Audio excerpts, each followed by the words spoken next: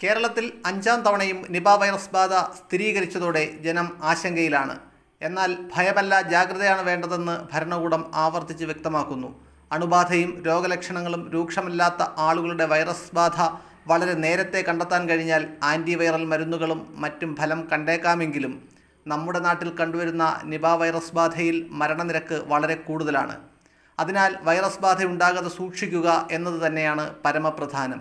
അതെ, Nipah virus ബാധയിൽ ഭയം വേണ്ടെങ്കിലും പ്രതിരോധ പ്രവർത്തനങ്ങളിൽ അത്യന്തം ജാഗ്രത പുലർത്തേണ്ടത് അത്യാവശ്യമാണ്. വവ്വാലുകളിൽ നിന്നും നേരിട്ടോ, വവ്വാൽ കടിച്ച പഴങ്ങൾ, വവ്വാലുകളിൽ നിന്നും അണുബാധയുണ്ടായ മറ്റ് മൃഗങ്ങൾ തുടങ്ങിയവയിൽ നിന്നോ ആണ് വൈറസ് മനുഷ്യരിൽ എത്തുക. വൈറസ് ബാധിച്ച ആൾക്ക് രോഗലക്ഷണങ്ങൾ പ്രകടമായതിനു ശേഷം മറ്റുള്ളവരിലേക്ക് സമ്പർക്കത്തിലൂടെ രോഗം പകർത്താൻ കഴിയും. നിപ വായുവിലൂടെ സാമാന്യം ദൂരത്ത് നിൽക്കുന്നവരിലേക്ക് പകരില്ല. ലക്ഷണമുള്ളവരുമായി അടുത്ത സമ്പർക്കം ഉള്ളവരിലേക്ക് മാത്രമേ പകരുകയുള്ളൂ. അതുകൊണ്ട് തന്നെ കോവിഡ്, ചിക്കൻ പോക്സ് തുടങ്ങിയ രോഗങ്ങളെപ്പോലെ ഒരു വലിയ സമൂഹത്തിലേക്ക് വായുവിലൂടെ പടർന്നു പിടിക്കാനുള്ള സാധ്യത തീരെയില്ല. രോഗിയുമായി അടുത്ത സമ്പർക്കത്തിൽ വരേണ്ടി വന്നാലും N95 മാസ്കുകളും മറ്റ് സംരക്ഷണ ഉപാധികളും ഉപയോഗിച്ച് രോഗാണുബാധ ഒഴിവാക്കാനാകും. നിപ ബാധ കണ്ടെത്തുന്ന ഇടങ്ങളിൽ പനിയുടെ ലക്ഷണങ്ങൾ ഉള്ള എല്ലാവരും, പ്രത്യേകിച്ച് പനിയോടൊപ്പം തലവേദന, ജന്നി, പിച്ചുംപേയും പറയുക, ചുമ, ശ്വാസതടസ്സത്തിൻ്റെയോ ശ്വാസം മുട്ടലിൻ്റെയോ ലക്ഷണങ്ങൾ എന്നിവയിൽ ഒന്നെങ്കിലും ഉള്ളവരും കുടുംബങ്ങൾ ഉൾപ്പെടെ അവരെ പരിചരിക്കുന്നവരും N95 മാസ്ക് ധരിക്കേണ്ടതുണ്ട്. രോഗിയുടെ വ്യക്തിപരമായ ആവശ്യങ്ങൾക്കുള്ള സാമഗ്രികൾ പ്രത്യേകം സൂക്ഷിക്കുകയും ഉപയോഗിക്കുകയും ചെയ്യണം. രോഗലക്ഷണങ്ങൾ ഉണ്ടായിരുന്ന സമയത്ത് അയാളുമായി സമ്പർക്കത്തിൽ വന്നവരും അത്തരത്തിൽ ഉണ്ടാകാൻ സാധ്യതയുള്ളവരും ആരോഗ്യവകുപ്പിനെ ഫോൺ മുഖാന്തരം വിവരമറിയിക്കുകയും വീട്ടിലുള്ളവരുമായും മറ്റുള്ളവരുമായും സമ്പർക്കമൊന്നുമില്ലാതെ ആരോഗ്യവകുപ്പ് നിർദ്ദേശിക്കുന്ന അത്രയും സമയം വീട്ടിൽ തന്നെ കഴിയുകയും വേണം.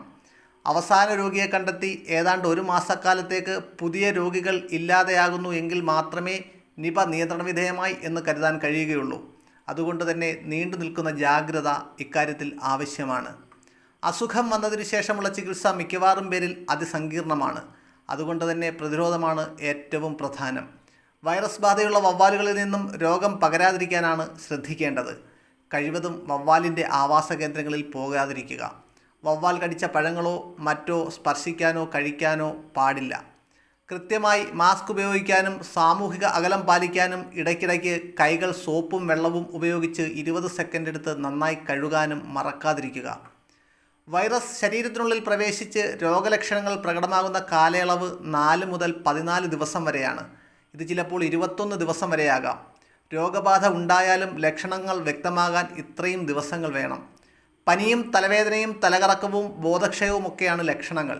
ചുമ, വയറുവേദന, മനംപിരട്ടൽ, ഛർദി, ക്ഷീണം, കാഴ്ചമങ്ങൽ തുടങ്ങിയ ലക്ഷണങ്ങളും അപൂർവമായി പ്രകടിപ്പിക്കാം. രോഗലക്ഷണങ്ങൾ ആരംഭിച്ച 1-2 ദിവസങ്ങൾക്കകം തന്നെ കോമയിലേക്ക് എത്താൻ പോലും സാധ്യതയുണ്ട്. തലച്ചോറിനെ ബാധിക്കുന്ന എൻസഫലൈറ്റിസ് ഉണ്ടാവാനും വലിയ സാധ്യതയാണുള്ളത്.